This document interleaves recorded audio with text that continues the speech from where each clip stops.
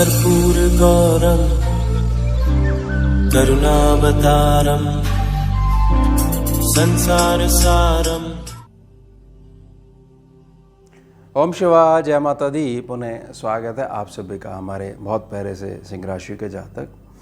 एक बहुत बड़ा रिलीफ जो है वह मिला है हम सभी को, क्योंकि मंगल और केतु की जो युति बनी हुई थी फाइनली 28 तारीख को वह टूटी है।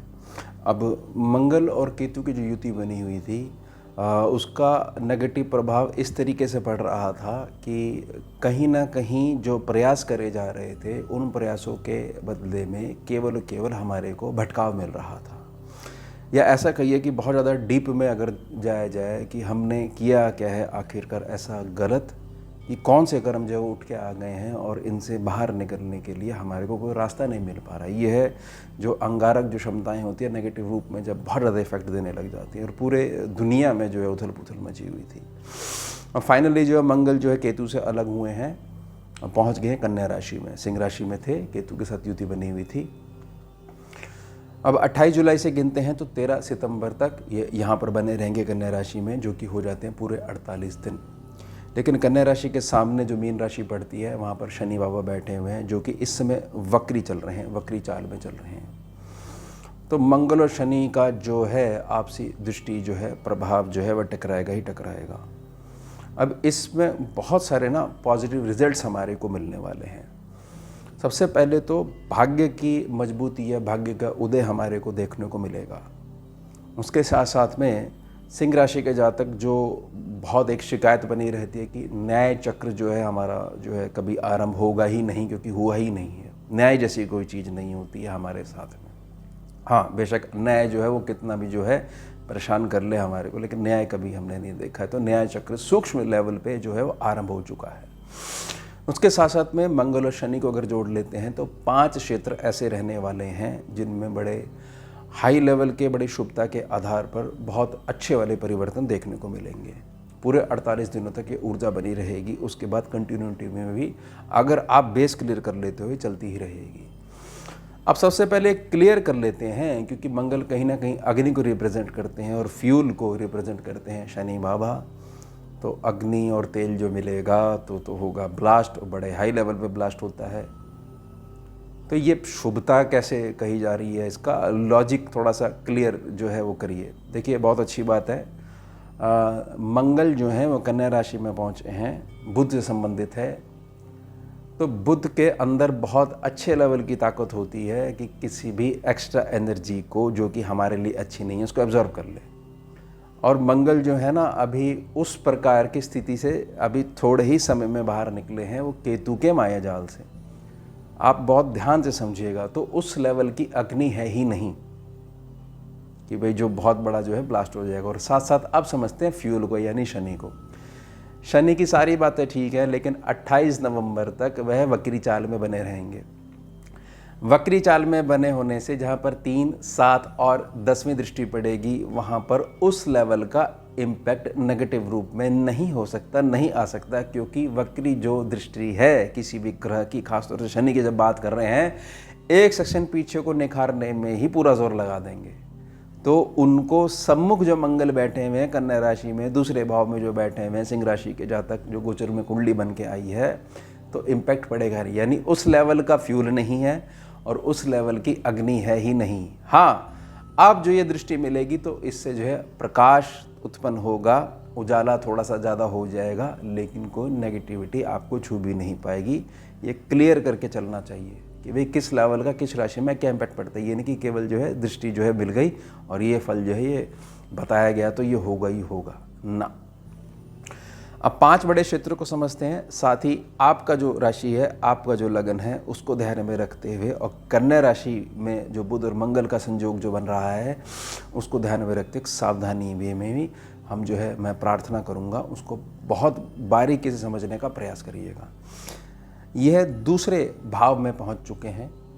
यह चीज़ समझ जाइएगा कि दूसरे भाव में मंगल कन्या राशि में बैठे हुए हैं, तो कहीं ना कहीं कुछ ऐसी चीज़ें आपके ही परिवारजनों के द्वारा आपके साथ करी जा सकती हैं जिसमें कि आपकी अगर पैनी नज़र नहीं बनी हुई है, समझ रहे हो, जिसको हम कहते हैं अंधविश्वास।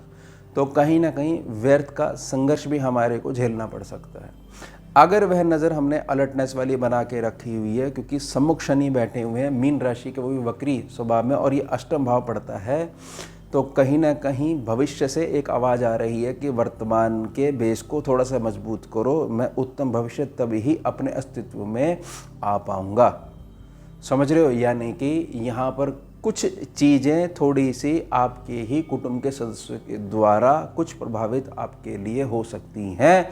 थोड़ा सा भाई नज़र पैनी बना कर रखनी है, भाई हर जगह नज़र घुमा के रखनी है बस, और कुछ नहीं है। धन के संबंध में समझ लीजिएगा कि धन के संबंध में आर्थिकता जो ऊर्जा जो है आर्थिक क्षेत्र के संबंध में एक नए लेवल की, एक नए विस्तार जो है वो देखने को मिलने वाला है, और कहीं ना कहीं ये उत्तम भविष्य की ओर संकेत कर रहा है। उसके पश्चात जब ग्रह के ऊपर बात होगी तो जो राशि हाउस है, राशि भाव है, उसके ऊपर भी चर्चा करनी आवश्यक हो जाती है। जो सुख स्थान है जहाँ पर वृश्चिक राशि पड़ रही है, मंगल का अपना साइन है, मंगल की अपनी राशि, अपना घर है, यह सुख स्थान जो है वह भी मजबूती को प्राप्त होगा। और सुख स्थान में सुखों का अभाव, भौतिकता का अभाव इस प्रकार से बना हुआ है कि देखिए भौतिकता में व्यक्ति तभी उतरेगा जब जो है पैसे जो है उतने आए, धनराशि उतनी आए, तो जातक जो है थोड़ा सा बाहर होके हटके थोड़ा सा निर्णय ले पाए, सोच पाए। और साथ साथ कर्म क्षेत्र की मजबूती भी इस लेवल की होनी चाहिए कि जहाँ पर जो है सुखों में वृद्धि हो सके। और अभी तो केवल जो है यही चीज़ समझ में नहीं आ रही है, और ख़ास तौर से ढैया वाला जो है डिप्लोमा जो शुरू हो गया है कि भाई जो है हमारे जो है संघर्ष जो है ये ख़त्म आखिरकार कब होंगे। तो ये बहुत अच्छे से समझिएगा कि मंगल एकमात्र ऐसे ग्रह हैं जो 2 या 2 से अधिक मार्गों से धन लाने की क्षमता रखते हैं। ये ताकत केवल मंगल के पास है हमारी स्कैनिंग विद्या के पैनल में। तो यह जो वृश्चिक राशि पड़ रही है, यह वृश्चिक राशि सुख स्थान की मजबूती मंगल के बेस मजबूत होने से होने वाली है। कहने का मूल अर्थ यह है कि आपके आंतरिक मन में प्रसन्नता बनी रहेगी और भौतिकता का कोई भी अभाव नहीं होने वाला है। आर्थिकता के आधार पर बहुत अधिक मजबूती देखने को मिलेगी और वो काफ़ी लंबे समय तक बनी ही रहेगी। ये ध्यान बना के रखिएगा। मैंने पैनी नज़र के लिए कुटुंब के सदस्यों के प्रति थोड़ा सा उस पर ध्यान देने की आपको ज़रूरत बनी ही रहेगी। पूरे 48 दिनों तक इसके लिए निजी प्रार्थना करिए। अब समझिए कि जहाँ पर धनु राशि पड़ रही है, यह आपका पंचम भाव है। यहाँ पर चौथी दृष्टि मंगल की पड़ रही है और 10वीं दृष्टि अष्टम भाव में बैठे हुए शनि बाबा की पड़ रही है। अब शनि मंगल की दृष्टि जहाँ पर पड़ रही है वह है अग्नि वाला साइन, लेकिन ये नींव है आपकी कुंडली की। नींव कैसे है? क्योंकि जो पंचम भाव होता है वो भाग्य सेक्शन के नीचे का बेस होता है। जितनी अधिक नींव मजबूत होगी उतनी बड़ी इमारत आप खड़ी कर सकते हो, निश्चिंत होकर बैठ सकते हो कि कैसा भी भूकंप आ जाए ये सुरक्षित बनी रहेगी, क्योंकि नींव पे हमने बहुत अधिक काम कर रखा है। तो भाग्य सेक्शन की फलित तभी हो पाएगी ऊर्जाएँ जब जो है पंचम भाव जो है मजबूत होगा, यानी कि समझ लीजिए सीधे तौर पर जब हमारा प्रारब्ध जो है वो संतुलित होगा। अब यहाँ पर जो दोनों दृष्टियाँ पड़ रही हैं तो कहीं ना कहीं जो करना चाहते हो और जो नहीं कर पा रहे हो स्वयं के लिए, अपने संतान पक्ष के लिए, उसमें मजबूती आने वाली है। सारी दिशाएं आपको क्लियर होने वाली हैं। और याद रखिएगा कि आपके अंदर और संतान पक्ष के अंदर जो छुपा हुआ टैलेंट है, जो भी उसने पढ़ाई करी है और उसको जो है मार्ग ही क्लियर नहीं हो पा रहा है, वह क्लियर होगा ही होगा, उसका होना अटल है। समझ लीजिएगा, एक ही समझ लीजिएगा कि एक लंबी पीड़ा के पश्चात एक अच्छे दिनों की शुरुआत होने वाली है। अब मंगल की जो अष्टम भाव पे दृष्टि पड़ रही है, जहाँ पर शनि बैठे हुए हैं, उसको बड़े अच्छे से समझिएगा कि अगर आपको ऐसा लगता है कि बाहर के सभी व्यक्तियों से निपटना जो है बड़ा सरल है, लेकिन अपनों का क्या इलाज करें, कुछ इलाज मत करिए, उनका इलाज भविष्य में होना अटल है। मंगल और शनि की जो आपसी दृष्टि जो युति बन रही है, यह निश्चित कर रही है क्योंकि आप बिल्कुल ठीक हो। जिसने भी आपके प्रति अमंगल की भावना रखी हुई है वह स्वयं के कर्मों में इतना ज़्यादा उलझ के रह जाएगा कि उसको स्वयं में ही नहीं पता लगेगा कि उसने कब जो है अपने हाथों से ही बुरी भावना रखते हुए अपने ही सारे जो है हर चीज़ को जो है चौपट बना के रख लिया। मैं ध्यान दिलाना चाहता हूँ कि किसी भी प्रकार की कोई ऐसी तीखी कार्यवाही करने की आवश्यकता नहीं है। समय का चक्र जो है, न्याय चक्र जब मैंने प्रार्थना करी है वो शुरू हो चुकी है। आप तो सरलता से बैठिए, ईश्वर के चरणों में ध्यान लगाइए और देखिए सारे काम कैसे आपके अब जो है बनने शुरू हो जाते हैं। अब मंगल की बड़ी इंपॉर्टेंट दृष्टि जो है, जो भाग्य स्थान पे पड़ रही है, यानी कि अष्टम दृष्टि 4, 7, 8 ये प्रमुख दृष्टियाँ मंगल के पास होती हैं। वक्री हो जाए तो एक भाव पीछे की भी आ जाती है। ये भाग्य स्थान पे पड़ रही है। आपको मैं एक चीज़ क्लियर करके देता हूँ, ख़ास तौर से प्रॉपर्टी के मामले में।